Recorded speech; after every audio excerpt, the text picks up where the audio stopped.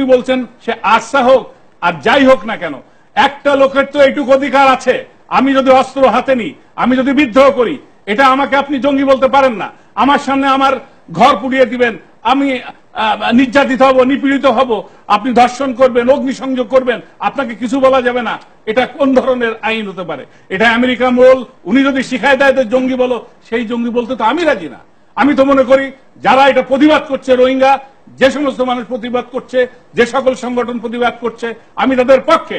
তারা absolutely right, তাদের অধিকার আদায়ের জন্য তাদের আরো সোচ্চার হতে হবে, এবং দেশের সারা পৃথিবীর মুক্তকামী মানুষ যারা আছে তাদের এই রোহিঙ্গাদের পাশে দাঁড়ানো উচিত, যে এই বর্মী সরকার যা করছে তাদেরকে একটু শিক্ষা দেওয়া উচিত।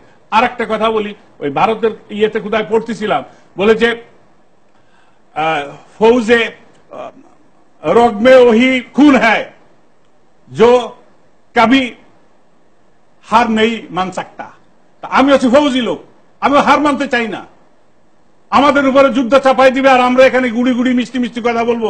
একটু আগে বললেন পররাষ্ট্রমন্ত্রী বলেছেন একটা ওয়ার্কিং গ্রুপ হবে, ওয়ার্কিং গ্রুপ নভেম্বরে বসবেন, নভেম্বরে সেখানে ওই নামটা ধরে হাজিরা খাতায় নাম ডাকা হবে কে কে আসছেন, তারপর ওনারা বলবে একজন অসুস্থ, তারপরে বলবে 2 মাস পরে একটা date. This all are delaying battle. আমি তো দেখি এগুলো হচ্ছে নয়ছয় করছে। দেখছে যে ইন্টারন্যাশনাল যে প্রেশারটা আছে, এই প্রেশারটা যখনই স্তমিত হয়ে যাবে তখনই দেখবেন তাদের আসল রূপ। আমি মনে করি এত বড় একটা আর্মি আমরা পালি, আমাদের এখনই প্রিপেয়ার্ড হওয়া উচিত। যে ওই তারা বলে আমাদের অনেক আর্মি, তাদের কি আর্মি? চৌকিদার, দফাদার, ওই আনসার, ভিডিপি, এইগুলা নিয়ে হচ্ছে তাদের 4 লাখ 5 লাখ আর্মি। আর বাংলাদেশ বিশ্বের সর্বশ্রেষ্ঠ army. I think this is the time government should think seriously. আমি রেডি, আমি একজন ফৌজ হিসেবে রেডি। আমি আব্রাহাম লিঙ্কন এর একটা কথা উক্তি আমার, যে prepare for the war is the best way to preserve the peace. এবং এত বড় একটা আমরা সেনাবাহিনী আমরা লালন পালন করি জাতি কষ্টের মধ্যে দিয়ে, এ কারণে যে আমাদের counter part is force to sit on the dialogue table. আমি যদি প্রথমেই বলি আমার এটা যুদ্ধে তো ক্ষয়ক্ষতি হবে, কোলাটারাল ড্যামেজ ইজ দেয়ার।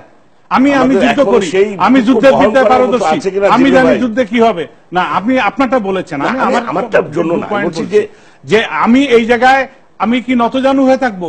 কয়দিন থাকবো? প্লিজ প্লিজ আমি শেষ করি। আজকে 10 লক্ষ পাঠিয়েছে, কালকে আর 10 লক্ষ পাঠাবে না, তার কি গ্যারান্টি আছে? আজকে কক্সবাজারে তারা মেজরিটি পপুলেশন দেখা যাচ্ছে, 10 বছর পরে কি হবে? এই যে ইস্যুগুলো তো আমাদের সামনে রয়েছে। এখন আমাদের ইকোনমিক্স এর উপরে তারা এখানে কম্পিটিটর হবে। তখন এই যে হেড যে কথাটা বললেন, যে এই হেড ক্রাইমটা তো তখনই চলে আসবে যখন লোকালসরা দেখবে, নেটিভসরা দেখবে যে আমার ইনকাম কমে যাচ্ছে, আমার সম্পদ কমে যাচ্ছে, তখন তারা কথা বলবে। আজকে যে গাছ লাগিয়েছিল সেখানে যে কৃষিবিদ, তাকে তারা জব্বার সাহেব, তার উপরে হামলা করেছে। তার উপরে হামলা করাতে, পুলিশের উপরে হামলা করাতে আজকে দেখেন 2 দিন আগে আমাদের আবেগ একেবারে পারদের মতো দৌড়াদৌড়ি করছে। 2 দিন আগে আমরা আল্লাহদের গদা গদি সাদা তুলে সেখানে দৌড়াই, যে হুমড়ি খেয়ে কত নিবে আরো নাও। ওরা টেলিফোনে বলছে ভাই আয়, এখানে খালি টাকা আর খাবার।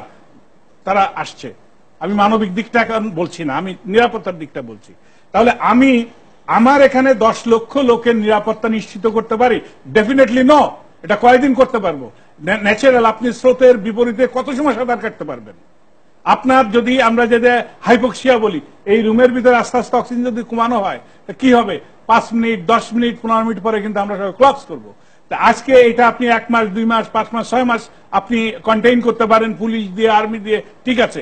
কিন্তু আলটিমেটলি এটা বছরের পর বছর যখন যাবে, আপনি দেখেন, আমি যে উদাহরণটা দিলাম, 13টা ক্যাম্পে তারা জরিপ করেছে। 13টা ক্যাম্পের মধ্যে তাদের ক্যাম্প কোঅর্ডিনেশন মিটিং এর মধ্যে only one agenda is only security.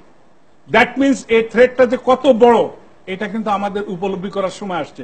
আর একজন দর্শক বলেছেন যে তাদেরকে আমরা টেক কেয়ার করতে পারি কিনা। আমি বলতে পারি আমরা ভেরি ওয়েল টেক কেয়ার করতে পারি, কিন্তু আমরা তো টেক কেয়ার করা কেউ না। It is the decision of the government. So সরকার সিদ্ধান্ত নিবে কি করতে হবে।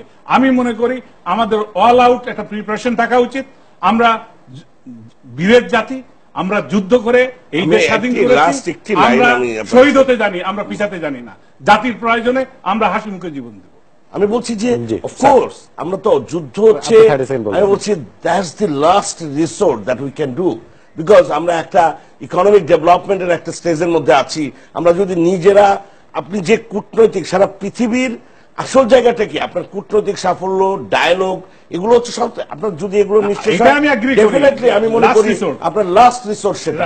আমি এখনই যদি এই ধরনের কথাবার্তা বলি, এর মধ্য দিয়ে কিন্তু আপনার এই যে হেড ক্রাইম বেড়ে যেতে পারে, এর মধ্যে দিয়ে কিন্তু সোভেনিস্ট পলিটিক্স যেটা, সেই যে আমাদের উগ্র জাতীয়তাবাদী পলিটিক্স, সেটা কিন্তু মাথাচাড়া দিয়ে উঠতে পারে। তার মধ্য দিয়ে কিন্তু বাংলাদেশের শুধু ক্ষতি হবে, লাভ হবে না।